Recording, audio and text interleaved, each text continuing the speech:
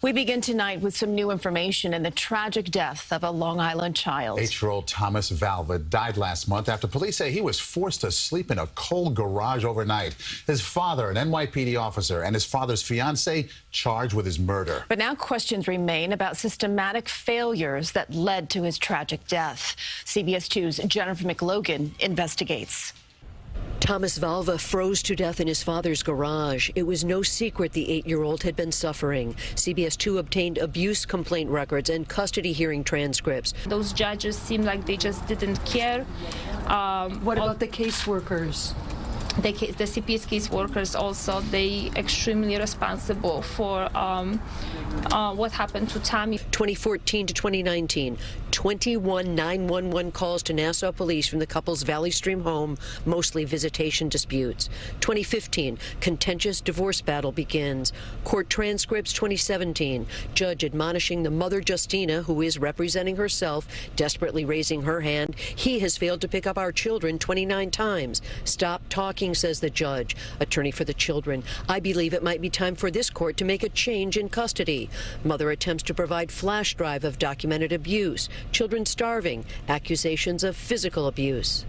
Daddy said to me that I can't listen to you and can't hug you. What? And I'm saying, I love you, Mommy, and miss you, Mommy. Why? And then Daddy's gonna pull me outside. Judge appears to wave away flash drive. Not at this time. She's not complied with any order, says the judge, scolding Justina for failure to bring boys to court-appointed attorney and dragging her feet on doctor's evaluation. September 2017, judge awards temporary custody to the father. Order of protection issued against Justina without explanation or without being required an explanation. They did not have any evidence against me, so they would have claimed that I have mental illness, or I am drinking, or I have erratic behavior. Justina claims she was evaluated and cleared by her correction officer employer. And neuropsychologist Justina always puts needs of children at forefront.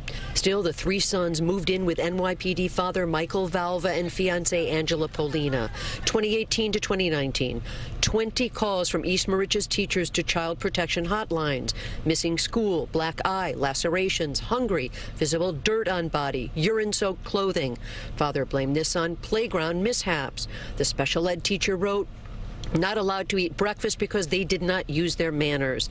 5 Suffolk CPS caseworkers investigated the series of reports in 2019 and concluded did not rise to level of immediate or impending danger of serious harm. No controlling interventions are necessary at this time. Judges and law guardians and CPS staff get a 10-minute window of opportunity to see what's going on in that kid's life and to make a decision that can be life or death. The 3 judges from Nassau and Suffolk tell us since this is a pending criminal matter, it would be inappropriate to comment. One has recused himself from future proceedings. Social service agencies say there were court-ordered home supervisions and mandated positive parenting programs. On Long Island, Jennifer McLogan, CBS 2 News. And both Nassau and Suffolk County legislatures are going to be holding hearings in the coming days to determine what changes are necessary in the Department of Social Services to protect vulnerable children.